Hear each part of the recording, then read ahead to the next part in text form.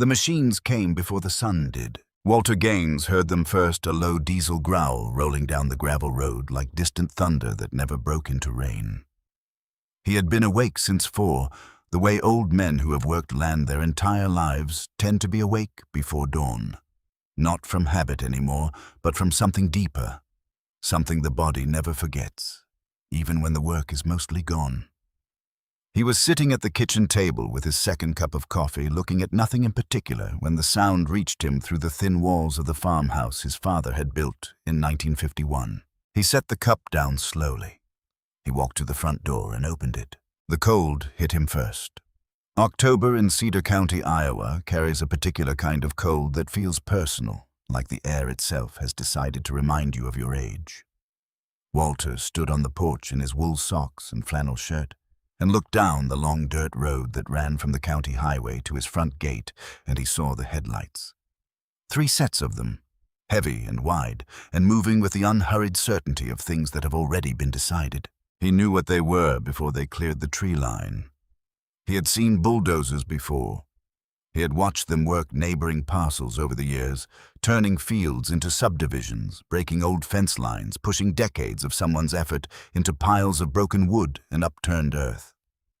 He had always watched from a distance the way you watch a fire on someone else's property. Sorry for them. Grateful it wasn't you, privately relieved to turn back to your own work. He was not at a distance now. The first machine reached his front gate and stopped. A man in an orange safety vest climbed down from the cab and walked to the gate with a bolt cutter. Walter watched him cut the chain he had put on that gate himself in 1987, the year his daughter Ellen left for college, and he wanted to feel like he was still protecting something. The chain fell into the dirt.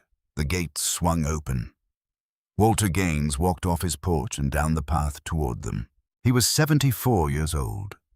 He moved like a man who had spent 5 decades arguing with weather and soil and machinery that broke at the worst possible time, not quickly, but with a steadiness that didn't apologize for itself. He crossed the yard in the gray pre-dawn light and planted himself in front of the lead machine, and the man in the orange vest turned around and seemed almost surprised to find him there. "Sir, you need to step back from the equipment.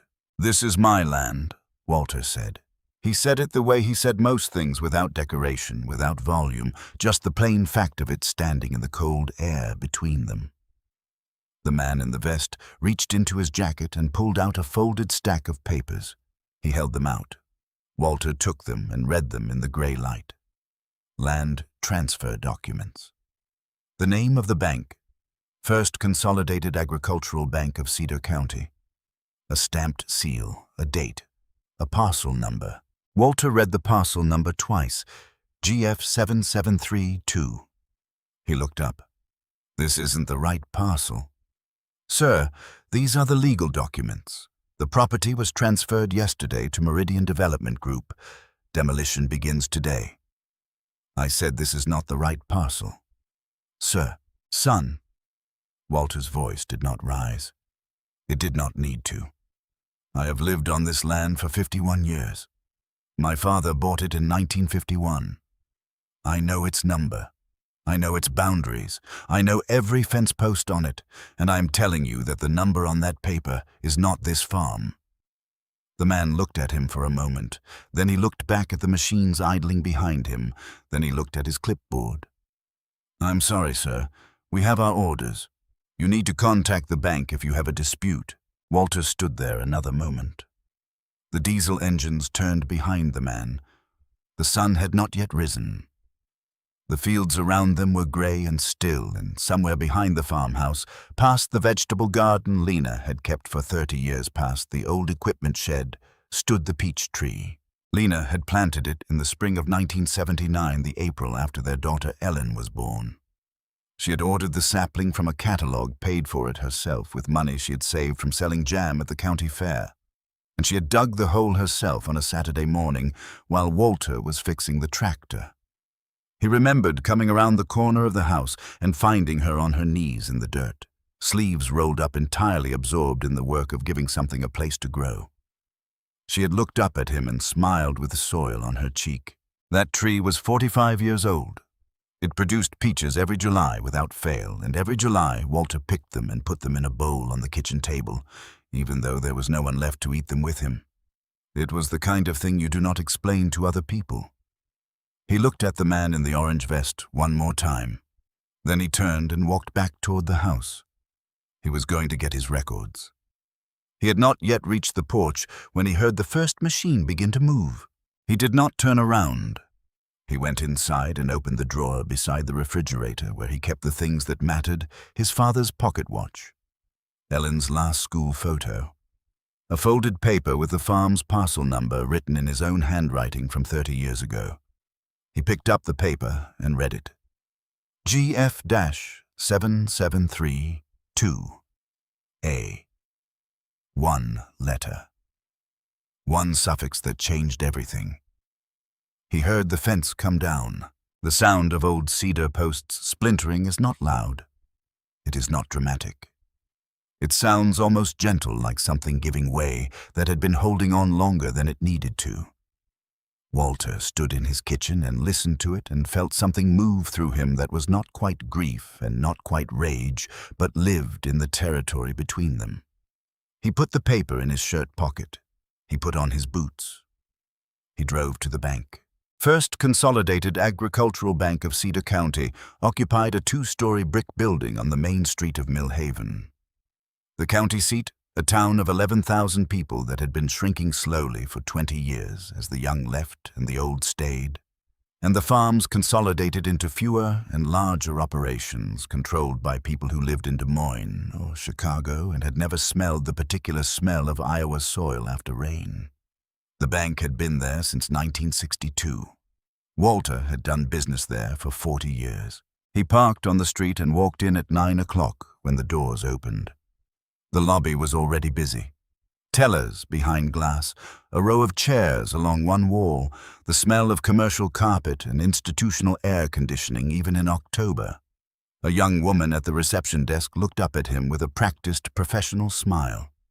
"I need to speak with Harold Sutter," Walter said. "Do you have an appointment?" "No. Mr. Sutter is very busy this morning. If you'd like to leave your... Tell him Walter Gaines is here about his farm." Something in the way he said it made her pick up the phone. Harold Sutter was 52 years old with the kind of build that suggested he had once been athletic and had spent the subsequent decades making peace with the fact that he was not anymore. He wore a gray suit that cost more than Walter's monthly expenses. He came out of his office with his hand extended and his face arranged into an expression of patient managerial concern. The expression of a man who has learned that appearing to listen is almost as effective as actually listening and considerably less time-consuming. "Mr. Gaines," he said, shaking Walter's hand. "Come on back." The office had a large desk and a view of the parking lot and several framed certificates on the walls. Walter sat in the chair across from the desk and placed the folded paper on the surface between them. Sutter sat down and looked at it without picking it up. "There's been a mistake," Walter said. "The parcel your bank auctioned is GF-7732A, my farm, not GF. 7732, which is the abandoned Whitfield property on the east edge of town. Someone transposed the number." Sutter nodded slowly. He had the careful stillness of a man who had been briefed. "Mr. Gaines, I understand your concern, but I want to assure you that our legal department has reviewed all documentation thoroughly before proceeding." "The number is wrong," Walter said. "Our digital records indicate—" "I don't care what your digital records indicate. The number on your auction filing is GF-7732. My parcel is GF-7732A. Those are 2 different pieces of property. You can check the county records yourself." Sutter looked at him for a moment. The lobby was visible through the glass wall of his office, and Walter was aware without looking that the tellers had glanced over, that a woman waiting in the chair row had looked up from her phone, that the young man at the side desk, his name badge read Callum Brierly, perhaps 27 years old, with the look of someone who had not yet learned to hide what he was thinking, had gone very still. "Mr. Gaines." Sutter's voice took on a gentle downward quality. The voice of a man explaining something to someone he has decided is confused. Property records are complex documents. Parcel designations can be similar without being identical. Our records have been verified by the county. If there were an error of the nature you're describing, it would have been caught." "It wasn't caught," Walter said. "I think what may have happened is that you've confused the parcel designations for two adjacent properties. It's an easy mistake, especially—" Sutter paused, and the pause carried something in it, something that lasted just a fraction of a second too long. Especially given the complexity of these documents. In the lobby, someone laughed softly at something not about Walter, almost certainly not about Walter, but the sound landed in the room at precisely the wrong moment, and Walter felt it settle on him like a judgment he had not invited. He picked up his paper and stood. "I'll be back," he said. He walked through the lobby and out the front door and stood on the sidewalk in the October cold. The street was quiet. A pickup truck rolled past. He breathed in once slowly and looked at the paper in his hand. He had been dismissed, politely, smoothly, with the practiced efficiency of a man who dismissed people for a living, but dismissed. He walked to his truck and sat in it without starting it for a full 2 minutes.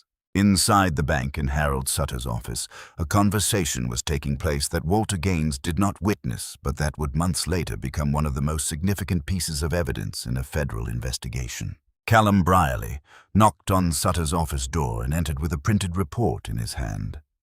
He was 27 years old and had been in this position for 2 months, a probationary hire fresh out of a state university program in agricultural finance. He had grown up in Cedar County, the son of a feed store operator, and he understood farmland in the practical, unglamorous way of someone who had grown up watching it work. He had understood the moment Walter Gaines walked into the lobby and stated his case in that flat, undecorated voice that the old man was not confused. The report in Callum's hand detailed an internal discrepancy flag he had generated 3 weeks earlier when reviewing the auction documentation. A flag noting that parcel GF7732 was listed in the county system as an active residential farm property, while the property the bank had authorization to auction was GF7732A, a long-abandoned parcel with no structures or active use. He had generated this flag on September the 14th and had sent it to Sutter by internal email that same afternoon, attaching the full report. Sutter had replied the following morning. September 15th, reviewed. Proceed as scheduled. Now Callum stood in the office and said carefully, "Sir, the man who was just in here, Walter Gaines, his parcel number matches the discrepancy I flagged last month, the GF7732A issue. I think we should pause the demolition until we can verify." Sutter held out his hand. Callum gave him the report. Sutter looked at it. He walked to his desk drawer, opened it, placed the report inside, and closed it. The drawer had a lock. He turned the small key and dropped it in his jacket pocket. "The auction has been completed," Sutter said. "The transfer is finalized. There's nothing to pause. But if the parcel numbers—" "Callum." Sutter's voice was not unkind. That was the most unsettling thing about it. The total absence of heat, as though what was happening was simply a minor administrative clarification and not a conversation about a man's life's work being ground into the dirt outside.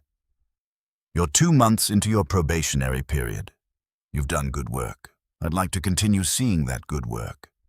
Do you understand what I'm saying?" Callum Brierly stood there for a moment.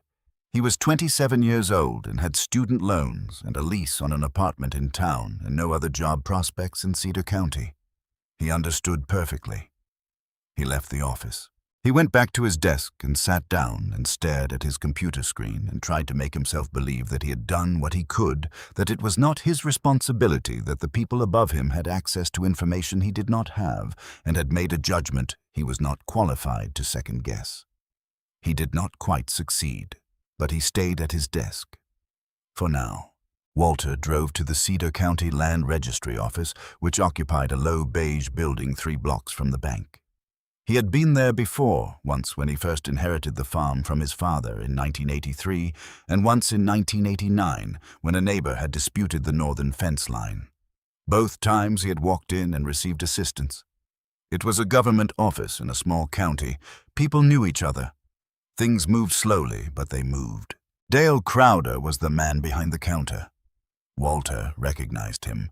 They had attended the same church for 15 years, before Crowder switched congregations sometime around 2015. He was 61 years old, with a face that had settled into permanent mild anxiety, the face of a man who had spent his career surrounded by paperwork and had developed a deep constitutional fear of anything that deviated from procedure. He was not a bad man. Walter had never thought he was a bad man. He was the kind of man who organized his life carefully around the avoidance of situations that required him to stand up for something, because standing up had always cost him more than it seemed to cost other people. "Dale," Walter said, "I need to review the original records for parcel GF7732A. Today. It's urgent." Crowder looked at him. Something happened in his face, a slight tightening around the eyes, a fractional shift of weight from one foot to the other. It was subtle. Walter had spent 50 years reading weather and soil and livestock for signs of what was coming. He read Crowder's face the same way and understood what he saw there. "Walter." Crowder cleared his throat. "The system is running a maintenance update today. I can't pull up original records until the update completes." "When does it complete?" "Could be a day or two." Walter looked at him steadily. "Dale, my farm is being demolished right now as we stand here. I need those records." "I understand, Walter. I really do. But there's nothing I can do while the system is down. If you want to submit a formal request in writing, I can process it once the update." "A formal request." "That's the procedure." Walter placed both hands flat on the counter. "You and I sat in the same pew for 15 years. You know who I am. You know what that land is to me. And you're telling me the system is down." Crowder did not meet his eyes. He looked at the counter between them with the fixed attention of a man staring at something that is not actually there. "I'm sorry, Walter. There's nothing I can do today." Walter looked at Dale Crowder for a long moment, long enough that Crowder's eyes finally came up to meet his, briefly before dropping away again like a stone, skipped across water that doesn't have enough momentum to stay up. He had seen that look before. He knew what it meant. He turned and walked out. He drove home. Or rather, he drove to what had been home, because the word no longer quite fit the thing he arrived at. The front gate was gone. The fence along the north pasture was gone, the cedar posts his father had installed in 1958, and that Walter had replaced section by section over the decades, keeping the same line, the same spacing, the same relationship to the land his father had established. The cattle shed was a pile of splintered boards and bent tin. The vegetable garden was unrecognizable. The soil where Lena had grown tomatoes and beans, and the particular variety of sweet corn that Ellen had loved as a child, was churned into a flat brown wound. Walter parked his truck at the edge of the property and walked in. The machines were gone now, having completed their morning's work with mechanical indifference and moved on to whatever came next on their schedule.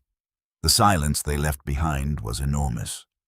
Walter walked through it slowly, picking his way through the debris, looking at each thing as he passed it. He came around the back of what remained of the farmhouse. The walls were still standing, the structure was intact. They had not touched the house itself, only the outbuildings and the fence lines and the garden, and he stopped. The peach tree was down.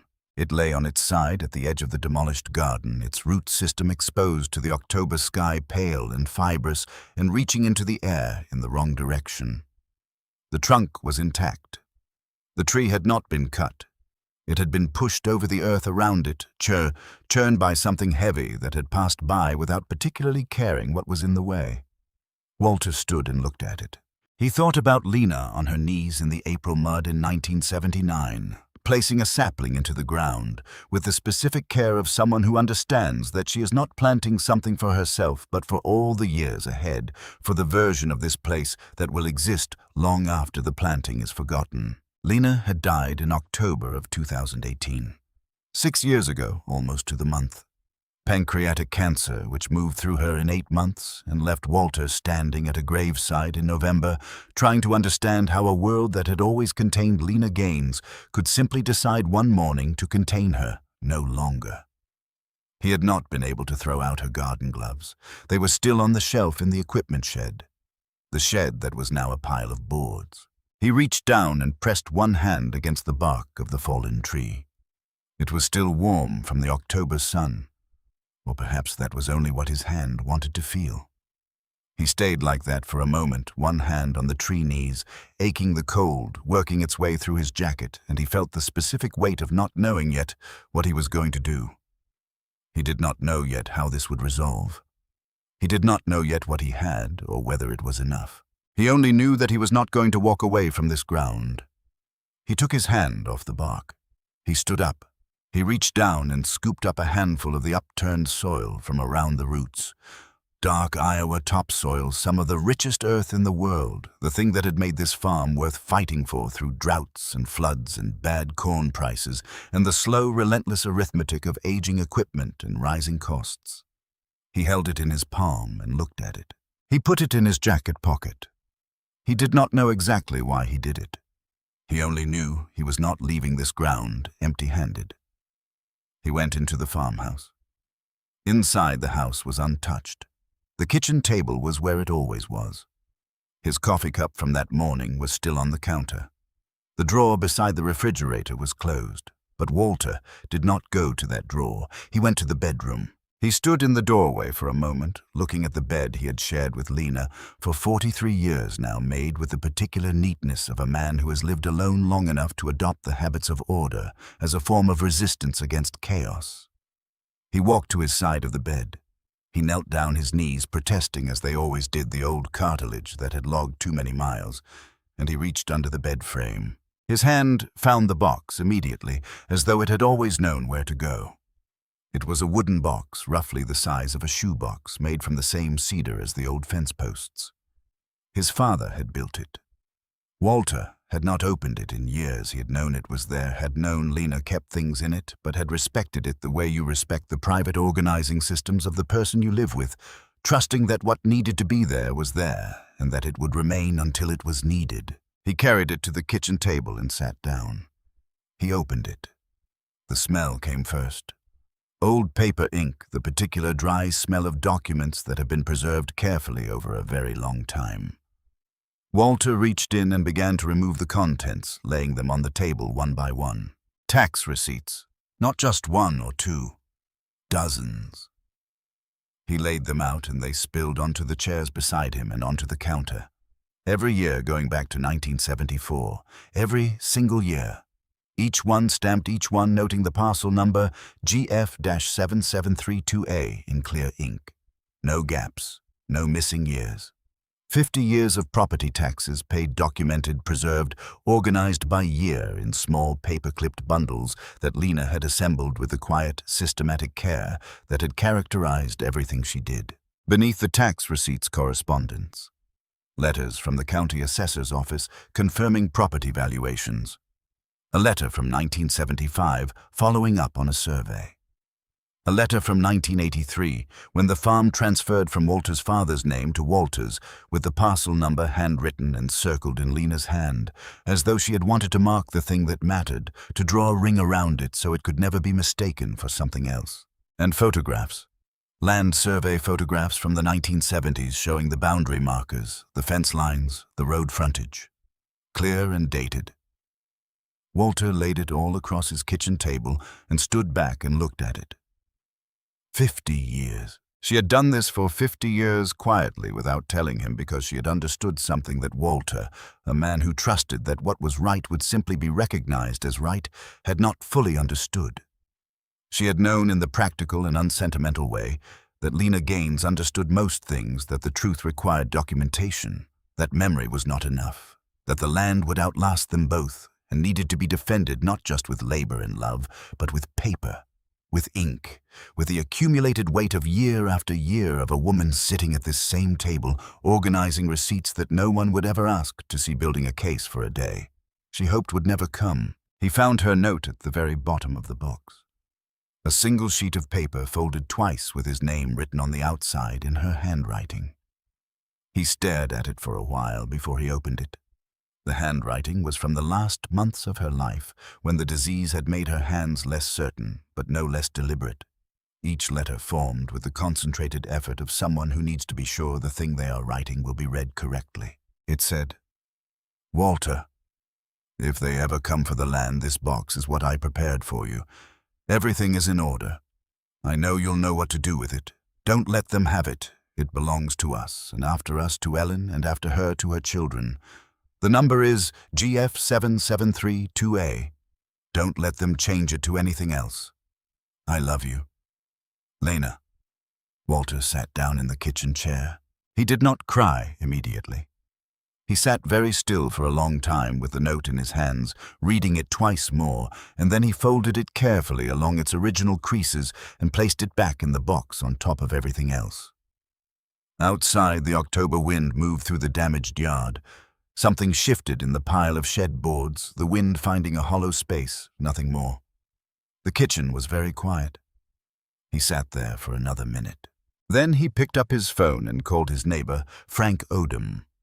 Frank was 71, a retired equipment dealer who had lived on the adjacent property for 30 years and who possessed, in Walter's estimation, the particular quality of showing up without being asked when showing up was what was needed.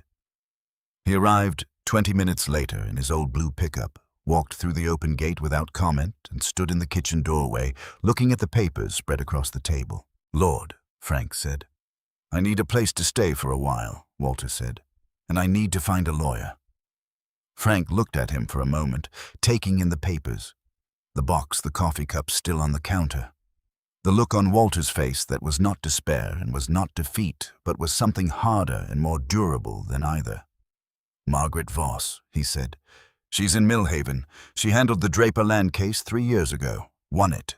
Walter began organizing the papers back into the box carefully the way Lena had kept them. "Call her tonight," he said. That evening, Walter Gaines carried the cedar box out of the farmhouse and placed it on the seat of his truck.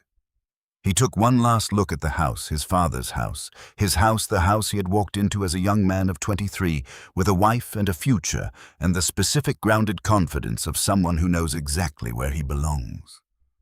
The windows were intact. The door was solid. The walls were standing. They had taken the fence and the shed and the garden and the peach tree. They had not taken the house. And they had not known about the box.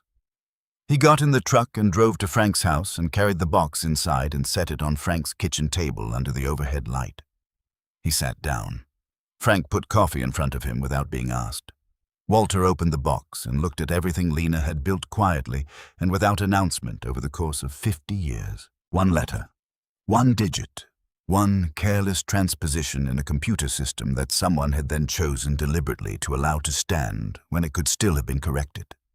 That was all it had taken to set this in motion. But Lena had known something that Harold Sutter, in his gray suit and his locked desk drawer, did not know. She had known that one letter, preserved correctly documented, faithfully held in a cedar box under a bed for half a century, was also all it could take to fight back. Walter picked up his coffee cup. Tomorrow he would go see Margaret Voss. Tonight he sat in his neighbor's kitchen with both hands around the warm cup and held his ground, the only way left to him, by staying exactly where he was, by not moving, by being still in the specific way that is not passivity but its opposite. The farm was still out there in the dark. 3 miles north, his father's walls standing in the cold. The ground still is, whatever papers said otherwise. He intended to keep it that way. Margaret Voss worked out of a narrow 2-story building on Clement Street in Millhaven, wedged between an insurance agency and a dry cleaner, the kind of office that announced nothing about itself except that the person inside was serious about work and had stopped caring about appearances a long time ago. Her name was on the door in plain black letters.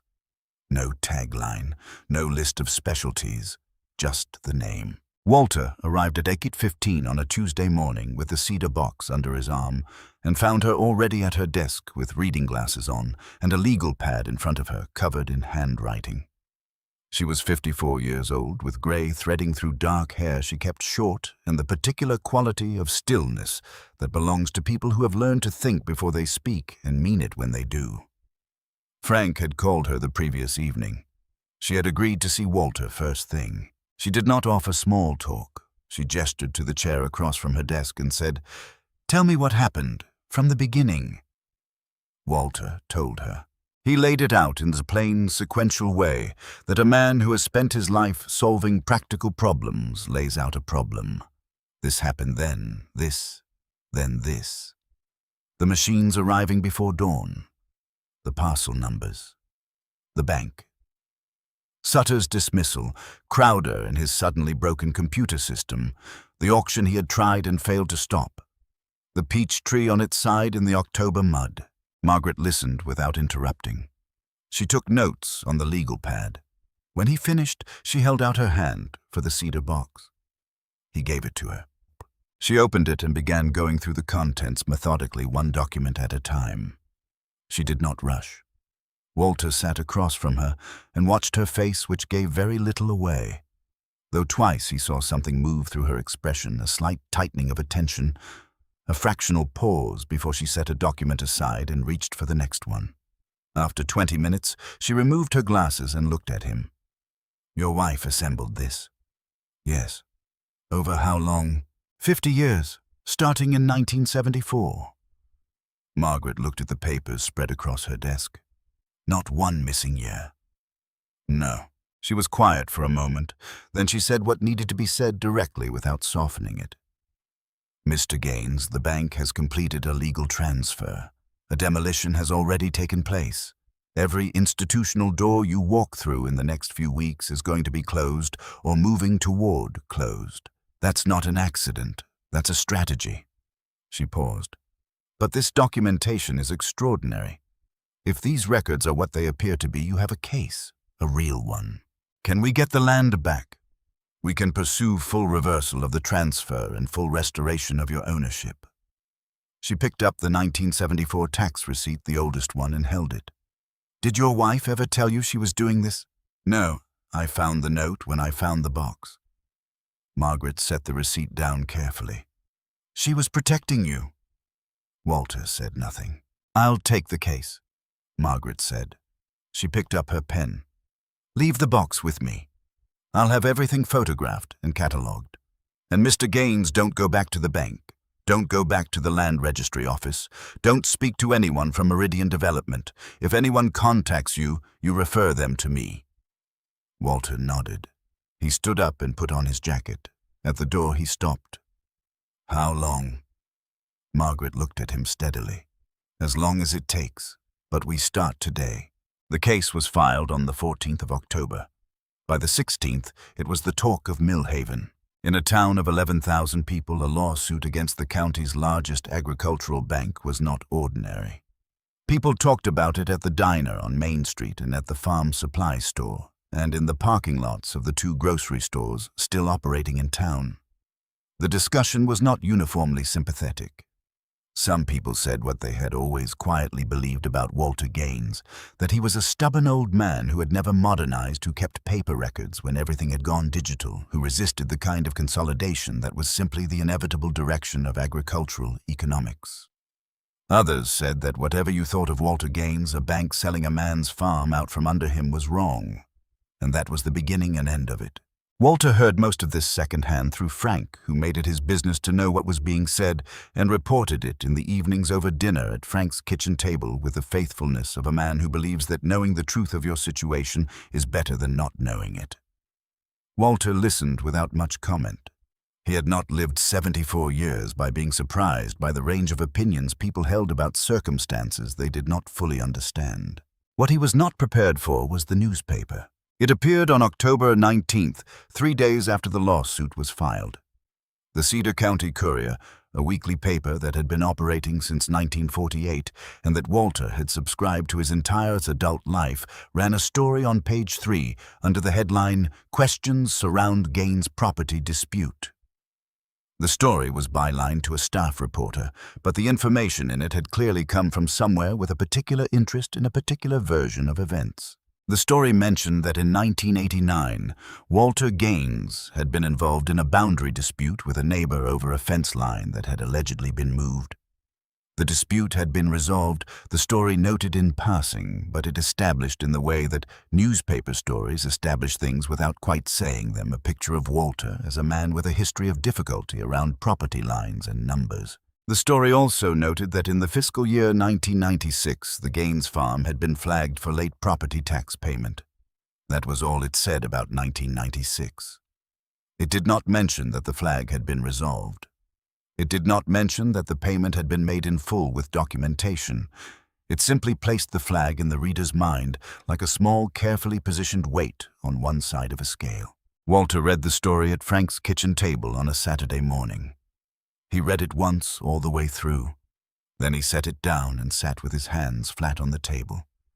Then he went to the cedar box. He found the 1996 tax receipt in approximately 40 seconds because Lena had organized everything by year, and the years were in order. The receipt showed a payment of $2,847 for the 1996 fiscal year stamped received by the Cedar County tax collector on November 3rd, 1996. Attached to the receipt, paper-clipped neatly to its back, was a letter from the county tax office dated that same November, acknowledging that a late payment notice had been sent in error and confirming that the Gaines account was fully current. Lena had known. She had kept the error notice and the correction together attached inseparable because she had understood that an uncorrected error is a weapon someone can use against you, and a corrected error with its documentation is a weapon you can use back. Walter removed both documents from the box. He drove to Margaret's office and placed them on her desk without a word. Margaret read them. A small, precise expression crossed her face, something focused and satisfied, and already thinking ahead. "I'll send copies to the paper," she said, "and I'll add these to the file." She looked up at him. "This is exactly what they didn't expect you to have." "She kept everything," Walter said. "I know." Margaret set the documents down. "Mr. Gaines, I want you to understand something. What's happening with this story is deliberate. Someone provided this information to that reporter. Someone who wanted to shape how this town thinks about you before the case reaches a courtroom. That tells us something important." "What does it tell us?" "That they're worried," she said, while the newspaper story was circulating through Millhaven. Margaret was doing what she did with every case, building it from the foundation upward, one documented fact at a time. She had filed a discovery request for the bank's internal communications related to the auction. She was preparing a motion to compel the Land Registry Office to produce original records. And she was following a thread that Walter had given her, without knowing he'd given it the specific look on Dale Crowder's face at the counter, which Walter had described to her in their first meeting with the precision of a man who reads faces for a living. Crowder, Margaret had learned, was 61 years old and had worked in the Cedar County Land Registry Office for 22 years. In 2019, he had been the subject of an internal disciplinary review, following a case in which several property transfer documents had been processed with incorrect boundary descriptions, resulting in a dispute between two landowners that had taken 18 months to resolve. The review had found procedural failures and had noted them in Crowder's personnel file. No termination, no suspension. Just the note sitting there, a stone on a scale that someone with access to his personnel records could pick up and use. Margaret did not contact Crowder directly. She did not need to, not yet. What she needed first was the documentary spine of the case, and she was assembling it with the methodical patience of someone who builds things to last. In the evenings at Frank's house, Walter sat in the spare room and thought. Not about the legal strategy that was Margaret's domain, and he trusted her in it, but about the human architecture of what had happened. He thought about the sequence the error generated in a computer system by someone typing too fast or not carefully enough. The flag raised by a young employee who had seen the problem and tried to do the right thing. The decision made in a locked office to proceed regardless. The phone call to Dale Crowder. The closed door at the registry office. The auction. The machines in the dark before sunrise. He thought about what it required as a human being to make each of those decisions. Not the first one, the data entry error, was simply a mistake, the kind that happens everywhere. But every decision after that required something more specific. The choice to know something and act as though you didn't. The choice to look at a man standing in your lobby, holding a piece of paper and stating a plain fact, and to smile and explain to him patiently that he was confused. Walter had met men like Harold Sutter before, not often but enough. Men for whom other people's realities were primarily information to be managed rather than facts to be reckoned with. They were not unusual. They appeared regularly in the history of every community, and the communities that survived them did so by building exactly the kinds of systems that Sutter had subverted: documentation, accountability, public record. Lena had understood this. The preliminary hearing was scheduled for November 8th. Margaret filed her motion requesting court-compelled production of original records from the Land Registry Office on October 22nd. The motion argued that the Registry Office had improperly denied a citizen access to public records during a period of active legal dispute. It was granted 4 days later. When Frank told him about the call from Margaret's office, Walter was standing at Frank's kitchen window watching the bare November fields. He nodded once. He set down his coffee cup. He went out to Frank's south fence line and spent the rest of the afternoon setting posts. Then something happened that none of them had planned for.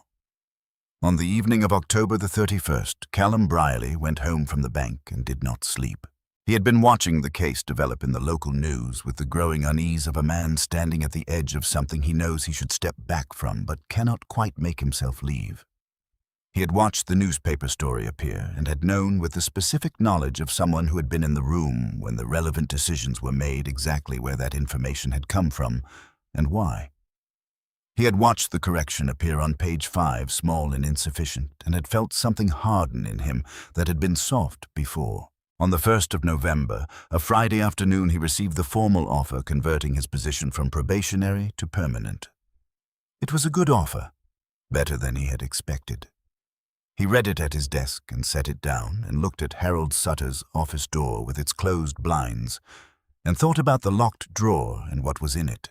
He thought about Walter Gaines standing in the lobby, 74 years old, holding a piece of paper saying, "This is not the right parcel," with the plain, undecorated certainty of a man who has lived on a piece of ground for 50 years and knows its number better than his own face. He thought about September 14th, when he had generated the flag, and September 15th, when Sutter had replied, "Reviewed.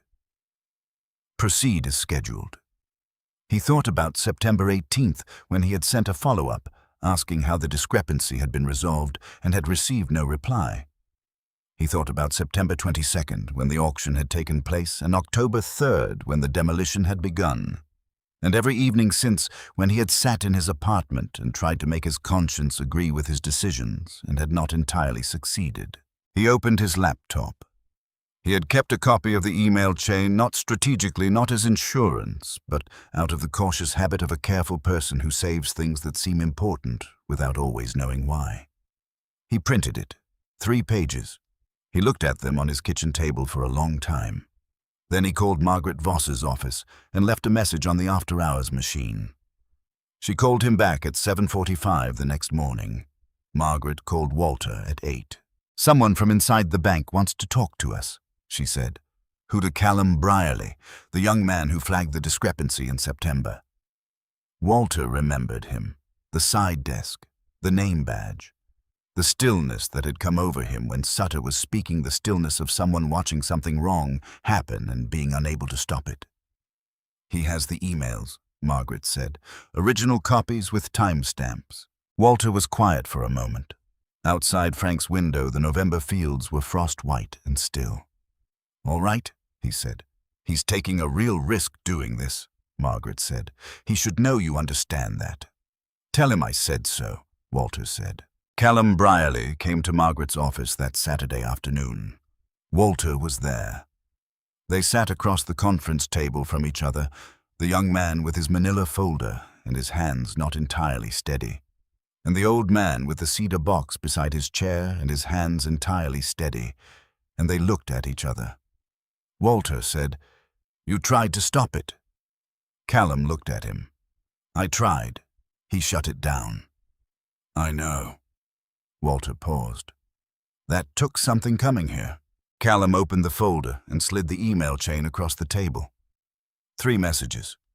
Walter's September 14th flag with the full discrepancy report attached. Sutter's September 15th reply. "Reviewed. Proceed as scheduled." and Callum's September 18th follow-up, asking for clarification on how the discrepancy had been resolved, to which Sutter had never replied. 7 days before the auction. A paper trail as clear as a fence line across open ground. Margaret photographed each page twice. She added the originals to the file. She thanked Callum and told him to keep copies of everything and to speak to no one else about this until she contacted him again. At the door, Callum turned back. "Mr. Gaines," he said, "I'm sorry I didn't do more sooner." Walter looked at him steadily. "You're doing it now," he said. "That counts." The 14 days passed. The Land Registry Office produced its original records on the morning of November the 22nd in response to the court order. Margaret called Walter immediately. He was at Frank's house and was there within 40 minutes. She spread the documents across her conference table and they went through them together in the specific silence of two people working through something that matters. The original county records were unambiguous. Parcel GF7732 and Parcel GF7732A were listed as separate properties with entirely separate histories going back to the 1940s. GF7732 was the Whitfield parcel, a 12-acre plot on the east edge of town, vacant and in tax arrears since 2009, which was the property the bank had legal authorization to auction. GF7732A was the Gaines Farm, 108 acres of active agricultural land with a continuous ownership record running from 1951 to the present. Every year documented, every tax payment recorded. The parcel number matching exactly the number on every one of Lena's paper-clipped receipts going back 50 years. Two entirely different properties. One missing letter in a computer entry, and a man who had known about that missing letter for 7 days before the auction and had chosen to lock the report in a desk drawer and proceed. But there was something else in the records Margaret had not expected. It was in a folder of internal correspondence from the Land Registry Office, produced as part of the court-ordered disclosure call logs, which the office maintained as standard administrative procedure. In those logs, on the evening of September the 17th, 2024, there was a call from a number registered to Harold Sutter's direct office line to the direct office line of Dale Crowder. The call lasted 22 minutes. The following morning, September 18th, Walter Gaines had arrived at the Land Registry Office and been told the system was down. Margaret looked at this sequence for a long moment. Then she began preparing the subpoenas for personal financial records. She called Walter that evening. "There's more here than a civil case," she said. "The prosecutor's office is going to be very interested in what we found today." Walter absorbed this. "Crowder," he said. "Crowder is where it starts, but Sutter is where it leads." She paused. "Mr. Gaines, I need you to be patient for a few more weeks. Can you do that?" "I've been patient my whole life," Walter said. The preliminary hearing was November 8th. Margaret had prepared for it with the focused economy of motion of someone who has been in courtrooms long enough to know what she needs and has stopped bringing anything else. She met with Walter twice that week, going through documents in the exact order she intended to present them, explaining not just what each one showed, but why it mattered and how it connected to the one before and after. The bank's lead attorney was a man named Clifford Ames from Des Moines, polished, precise, with the calibrated confidence of a litigator who wins more than he loses. He argued that property tax receipts, however numerous, proved financial obligation and not legal title.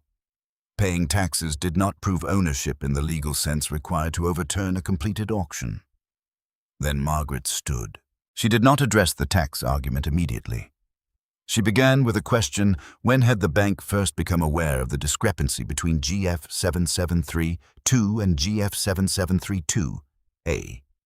She presented the internal system log showing the discrepancy flag generated September 14th. She presented Callum's email to Sutter and Sutter's reply. She presented the timestamp, September 15th, 7 days before the auction. Ames objected. The email showed a review and a decision, not proof that the decision was wrong. Margaret replied that whether the decision was wrong was a factual matter of public record, not a matter of internal bank policy. The county records would show which parcel was which. and the county records had been ordered produced. The judge looked at both attorneys. Then she ordered the Cedar County Land Registry Office to produce all original records for both parcels in court within 14 days.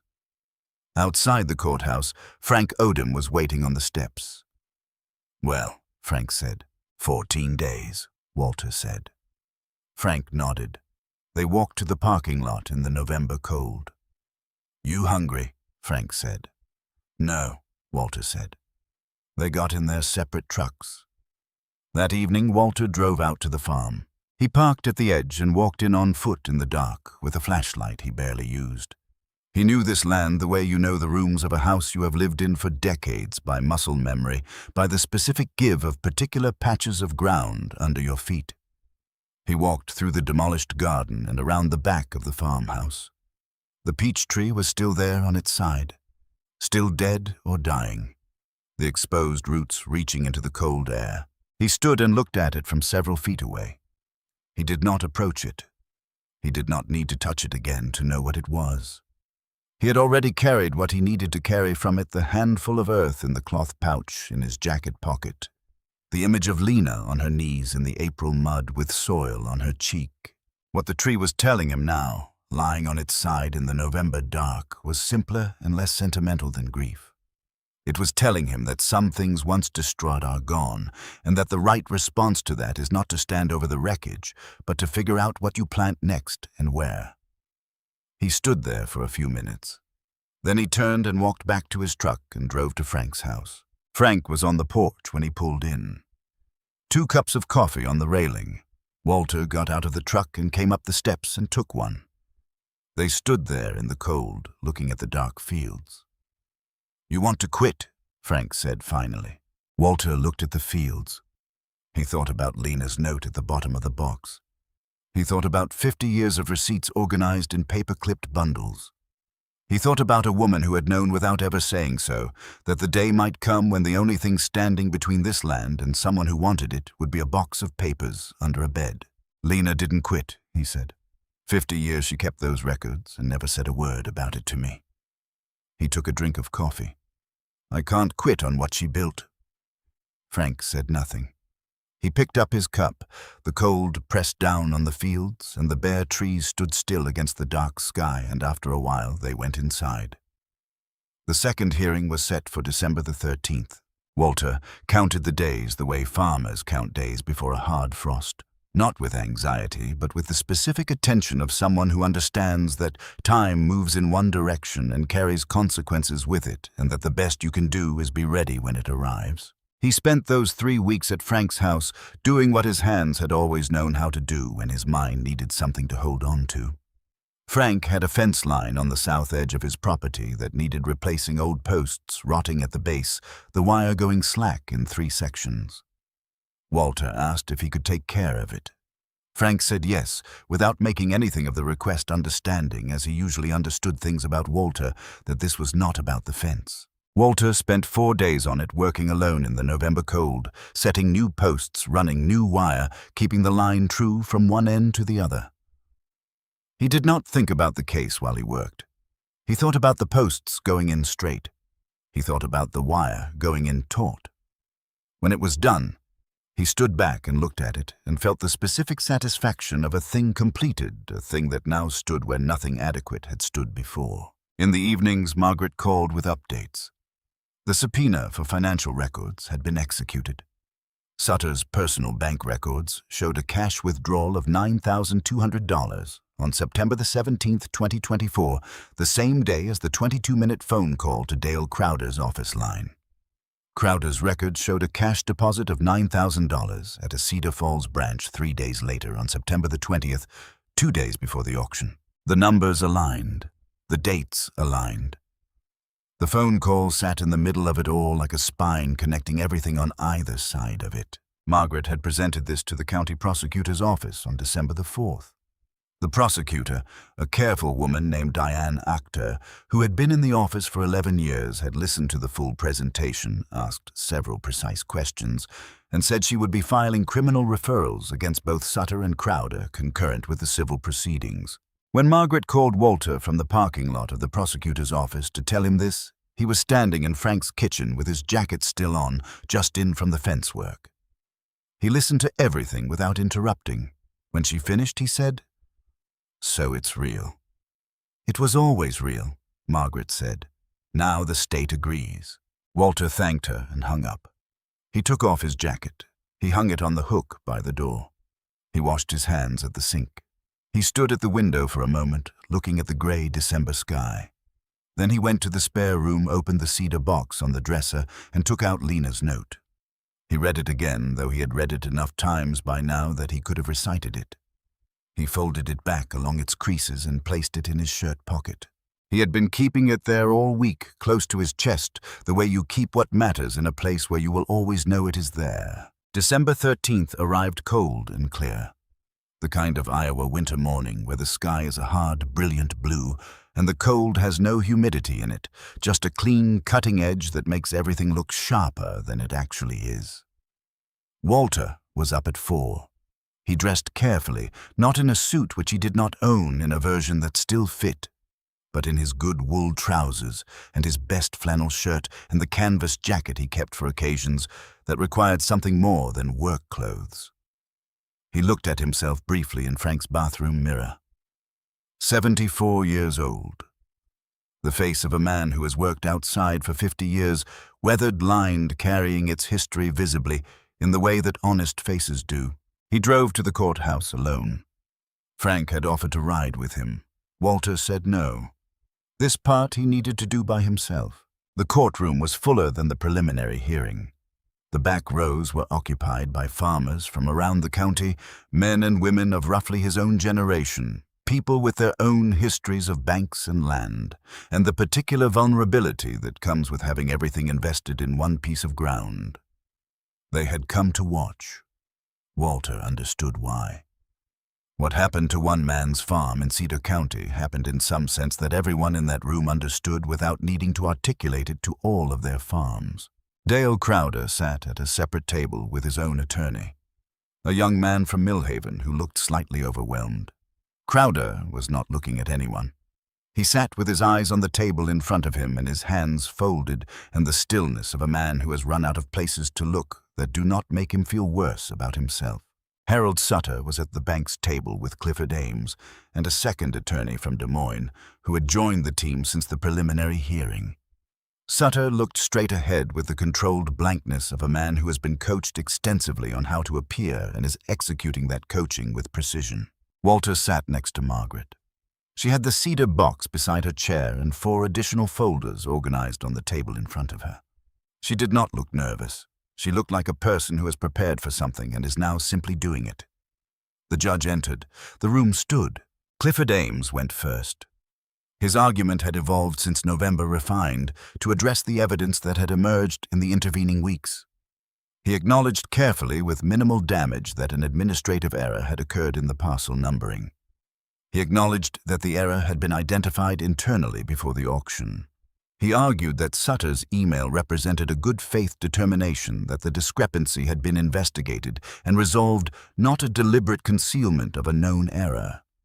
He argued that the cash transaction between Sutter and Crowder, while coincidental in timing, did not constitute evidence of bribery. He argued that the appropriate remedy for Walter Gaines was compensation for a genuine but honest error, not the reversal of a completed legal transaction involving a third party. It was a careful argument, internally consistent, built to hold. Then Margaret stood. She began with the 50 years. She placed the cedar box on the evidence table and opened it and began removing documents one by one, calling out each year as she placed it, 1974, 1975, 1976, and laying them in a line. She did not rush. She let the accumulation build. The courtroom was very quiet. By the time she reached 1990, the documents covered the full length of the evidence table. By 2023, the last complete year before the case began, there was not a person in that room who could fail to understand what they were looking at. 50 years of documented ownership, not one gap, not one missing year. The parcel number GF7732A appearing on every single document, consistent, clear, undeniable. She said simply, "Parcel GF7732A has belonged to Walter Gaines, and before him to his father since 1951. This documentation is complete, unbroken, and unambiguous. It was not the bank's property to sell." Then she moved to the email chain. She called Callum Brierly to the stand.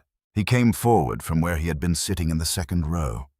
He was 27 years old and had not slept well the previous night. There were shadows under his eyes, but he walked to the stand with the straightforward, unperformative manner of someone who has already made the hard decision and is now simply carrying it out. He had left the manila folder at home. He did not need it. Margaret had the documents. She walked him through the sequence carefully. The discrepancy flag generated. September 14th, the report attached specifying that GF7732 and GF7732A were two separate properties with separate ownership histories. She displayed the email chain on the courtroom screen. Sutter's reply. September 15th, reviewed. Proceed as scheduled. The timestamp was clear. 7 days before the auction. She asked, in your understanding at the time, had the discrepancy been resolved when you received this reply? Callum said no. The discrepancy was a factual matter about two different parcels. It couldn't be resolved by an email. It could only be resolved by checking the original county records. No one checked the county records. She asked, did you attempt to raise the issue again? He said yes. He had sent a follow-up. September 18th. He received no reply. She asked, were you aware on the day of the auction that Walter Gaines had come to the bank to report the same discrepancy you had flagged internally? He said yes. He had been at his desk. He had seen and heard the entire interaction. He had known in that moment that Walter Gaines was right. She asked, why didn't you say something? Then, Callum was quiet for a moment. The courtroom did not move. He said, because I was 27 years old with loans to pay, and I was 2 months into my probationary period, and I was afraid. He paused. I'm not proud of that, but it's the truth.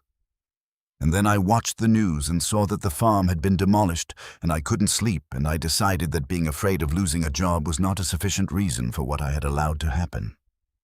The courtroom remained very still. Ames cross-examined with professionalism and thoroughness. He established that Callum had not personally verified the county records. He established that Callum could not testify to the content of Sutter's review process. He implied, without quite saying, that Callum's decision to come forward after the lawsuit was filed raised questions about timing and motivation. Callum answered each question directly and without elaboration, the way someone answers questions when they are telling the truth and have nothing to manage. When Ames finished, Margaret stood for one redirect question. She asked, when you sent the discrepancy flag on September the 14th, what did you expect would happen? Callum said, I expected someone to pull the original county records and compare the two parcels. That's all. Just look at the original records. It would have taken an hour. Margaret sat down. She called Dale Crowder next. He came to the stand with the weighted movement of a man carrying something that isn't in his hands. He was 61 years old, and he looked older than that right now, the specific aging that comes not from years, but from the sustained pressure of a decision that gets heavier every day after it is made. Margaret established the September 17th phone call.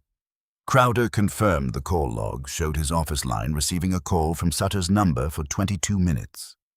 She established that Walter Gaines had appeared at his office the following morning, requesting access to records for GF7732A. She asked why the request was denied. Crowder said the system had been undergoing maintenance. Margaret placed the IT department's system uptime log on the evidence table. September 18th, the system had been operational all day, no maintenance scheduled or performed. The courtroom received this in silence. Crowder looked at the printout. He looked briefly at his attorney. His attorney's face was carefully neutral. Then Margaret placed the financial records on the table. The cash withdrawal from Sutter's account, the cash deposit in Crowder's account, the amounts, the dates, the 22-minute phone call sitting between them like a hinge. She said nothing more. She let the documents lie on the table and speak for themselves. Dale Crowder looked down at his hands. The courtroom waited. Walter watched him from across the room. He watched the man's shoulders. He watched the stillness in them change, not collapse, but give way. The way a thing gives way when it has been holding on past the point where holding on makes any sense. He thought of the sound of old cedar posts finally accepting the ground. Something releasing that had been taut too long. Crowder looked up. He looked at Walter directly for the first time since the day at the counter, the day he had stared at the surface between them and could not raise his eyes. He held Walter's gaze for a moment, and something passed between them that was not forgiveness exactly, but was in the same territory, the acknowledgement of two men who have known each other long enough to understand what this moment costs and what it is worth. Then Crowder turned to face the judge. He said, "I was asked not to process Mr. Gaines's request. I was told the auction would proceed regardless and that the situation would be handled. I was paid $9,000 in cash to deny him access to the original records." His attorney set his pen down on the table.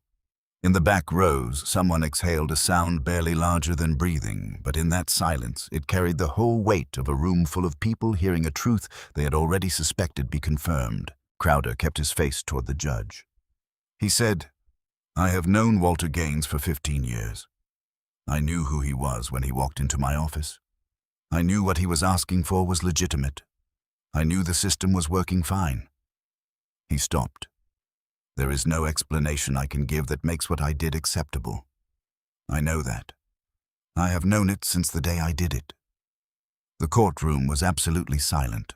Walter looked at Dale Crowder and thought about 15 years of Sunday mornings in the same building. He thought about the unremarkable accumulation of shared community that doesn't constitute friendship but constitutes something real. The knowledge that another person exists and is trying, however imperfectly, to live decently. He thought about what it must have cost Crowder to arrive at this moment, and about the fact that arriving here at all, even this late, even under these circumstances, was something. He did not feel triumph. He felt something steadier and less loud than that.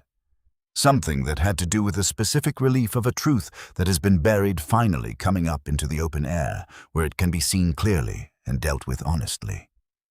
Ames requested a recess. It was granted. When proceedings resumed, the bank's position had shifted perceptibly, not collapsed, but moved from aggressive defense toward damage containment. The argument was no longer that the bank had acted correctly. The argument was about the scope of the remedy. Margaret argued for full reversal of the property transfer, complete restoration of ownership to Walter Gaines, and comprehensive compensation covering the market value of all destroyed structures. The agricultural value of the damaged land and damages for the deliberate obstruction of Walter's access to public records, which had denied him the opportunity to prevent the demolition during the window when prevention was still possible. She presented the assessment from the Iowa State Agricultural Assessment Office, which had been requested by both parties. The figure was substantial. The peach tree was listed as a separate line item under the category of a property of established and irreplaceable value. A mature producing tree of approximately 45 years, standing with a replacement timeline of several decades. Ames made a note on his legal pad without looking up when Margaret read the figure aloud. The judge took 40 minutes. She returned and sat and looked out at the courtroom before she began to speak. Her expression was composed and precise. She spoke for 11 minutes, and Walter listened to every word with the full attention of a man who understands that some things should not be absorbed partially. She found that the bank had conducted the auction with prior knowledge of a material discrepancy in the parcel identification. She found that this knowledge had been documented internally and had not been acted upon in good faith. She found that an improper financial arrangement between the bank's senior officer and a public official had actively prevented the property owner from accessing public records during the period in which the error could have been corrected before demolition occurred. She found that the auction conducted under these conditions could not be considered legally valid. She ordered the property transfer reversed in full. She ordered the bank to compensate Walter Gaines for all documented damages at the figure established by the State Assessment Office. She ordered that the complete ownership record of parcel GF7732A be restored to Walter Gaines effective immediately with notation in the county records of the circumstances of the dispute and its resolution so that the history of what happened to this parcel and why could not be quietly erased. She referred the matter of criminal conduct by Harold Sutter and Dale Crowder to the county prosecutor's office. Then she looked out at the courtroom. She said the integrity of property records is not an administrative convenience. It is the foundation on which every landowner in this state depends. When that foundation is manipulated by those entrusted with its maintenance, the harm is not only to the individual whose property is taken. The harm extends to every person in every community who relies on the assumption that the records are accurate and that the institutions that maintain them will do so honestly. This court takes that seriously, and this record will reflect that. She gathered her papers. She stood. The room stood. Outside the courthouse in the December cold, Frank Odem was at the top of the steps. He had been in the back of the courtroom but had come out early, and he was standing with his hands in his jacket pockets and his breath making small white clouds in the still air.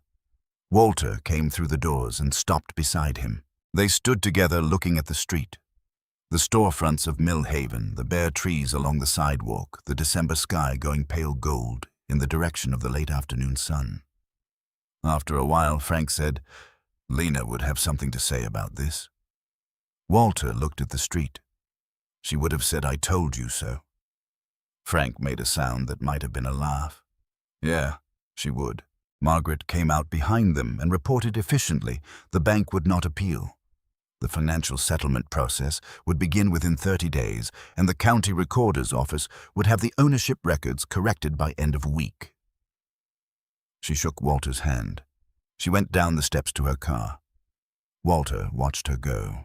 He stood on the courthouse steps in Cedar County, Iowa, in December, and he thought about what it had taken, not the legal machinery which Margaret had built and operated with skill and care, but the other kind of taking. The 50 years. The quiet accumulation, the woman who had sat at the same kitchen table where he now sometimes sat at Frank's organizing receipts that no one would ever ask to see building something in silence, because she understood that the things most worth having are also the things most worth protecting, and that protection requires more than love and intention. It requires paper. It requires ink. It requires the willingness to do the slow, unglamorous work of documentation for decades without recognition, without anyone knowing you're doing it, because you believe that the ground beneath your feet is worth exactly that much effort. He had carried it the rest of the way. That seemed right to him. That was how it should have gone. He drove out to the farm that evening. He parked where he always parked now and walked in on foot as the last of the December light was failing. He had a flashlight and a shovel and a small cloth pouch that had once held lavender. Lena's lavender, the dried remnants long gone, but the faint ghost of the scent still there if you pressed the cloth to your face. The pouch had been in his jacket pocket for 2 months now, since the morning he had knelt in the demolished yard and scooped a handful of his own earth into it. He had carried it through every meeting, every evening at Frank's table, every night in the spare room, every drive out to stand at the edge of the property and look at the outline of his father's farmhouse against the dark sky. He walked through the ruined north pasture and past the demolished outbuildings and around the back of the farmhouse. He stopped when he reached the fallen peach tree. It was still there, still on its side, the roots still reaching into the air in the wrong direction, gray and dry and finished now, past any hope of the tree's survival. He stood several feet away from it and looked at it in the last of the light. This time he did not approach it. He did not reach out to touch the bark again.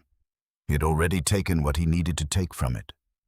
What the tree told him now, lying on its side in the December dark, was what it had been telling him for weeks if he had been ready to hear it clearly, that some things once destroyed are gone, that you do not repair them, that the right response is not to stand over the wreckage but to determine what you plant next and where and to begin.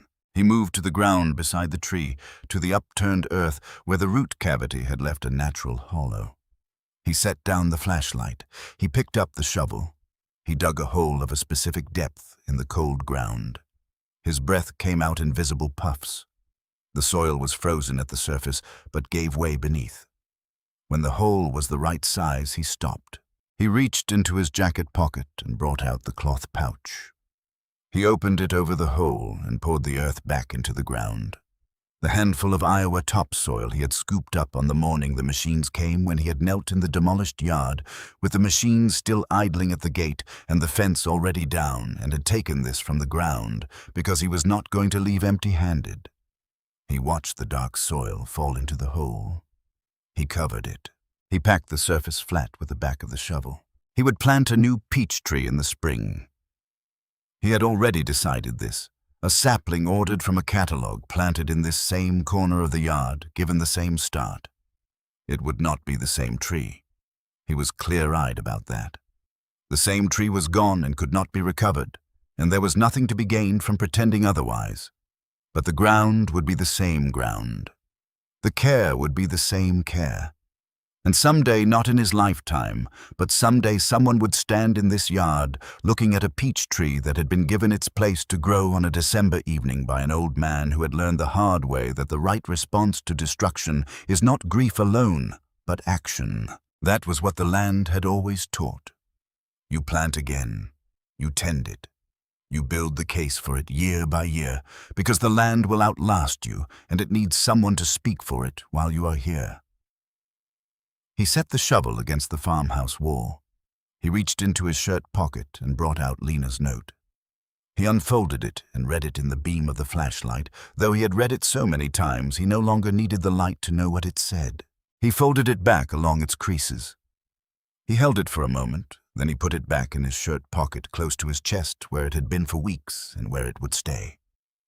He went to his truck and retrieved the small cedar sign he had made at Frank's workbench the previous evening, working by lamplight with a wood-burning tool he'd found in Frank's garage. The sign was a piece of cedar board, 6 inches by 4, with the property designation burned into it in plain block letters, GF7732A. He walked to the front gate post, still standing, stripped of its chain and hardware, but sunk firm in the ground, still marking the entrance to the farm, the way it had marked it for decades. He took the small hammer from his jacket pocket and drove 2 nails through the sign and into the post. He stepped back. He looked at the sign in the flashlight beam. The number was correct. It had always been correct. It was correct now in the county records, and in the court record, and on the post at the entrance to his land. And those 3 places of correctness, the official, the legal, and the physical, were finally aligned again after 2 months of being pulled apart by a man in a grey suit who had looked at an old farmer holding a piece of paper and decided he could safely dismiss him. He put the hammer in his pocket. He put his hand on the post for a moment, the cedar grain under his palm. The post solid in the frozen ground, rooted. Behind him, from the direction of the gate road, he heard footsteps on gravel. Frank Odom came up the road in the dark, his own flashlight swinging, his breath visible. He had driven out separately without saying he was going to, without asking if he should. He reached the gate and stopped and looked at the sign Walter had just hung. He read it. He said nothing for a moment. Then he said, "Looks right." "It is right," Walter said. They stood there together at the entrance to the Gaines farm in the December dark. 2 old men who had known each other long enough not to need to fill silence with words. The farmhouse stood behind them, solid and intact, its walls holding in the cold, the way they had held through every Iowa winter since 1951. The fields around them were frozen and quiet and very still. Frank said, "Same time tomorrow?" Walter looked at the farmhouse. He looked at the fields. He looked at the sign on the post with the correct number burned into it in plain block letters. "Earlier," he said. "There's a lot of fence to put back up." Frank nodded once. He turned and walked back toward the road. Walter remained at the gate a moment longer. He looked out at his land, at the dark and frozen expanse of it, at the outline of his father's farmhouse, against the night sky, at the ground where Lena had planted and tended, and where she had left in a cedar box under a bed, everything that would be needed when the day came that she had prepared for and hoped would never arrive. He said it quietly to the cold air and the frozen ground, and the particular patch of Iowa sky that had hung above this particular piece of Iowa earth for as long as anyone in his family could remember. He said, "I kept it, Lena." He picked up his shovel. He walked back toward the farmhouse, and behind him the sign on the gatepost held its ground in the December dark. Small, plain, exact, bearing the number that had always been the number. The name that had always been the name, the one letter that made all the difference between a man's life's work and a stranger's error, now restored and recorded and standing where it belonged. The farm was his. It had always been his. Now everyone knew it.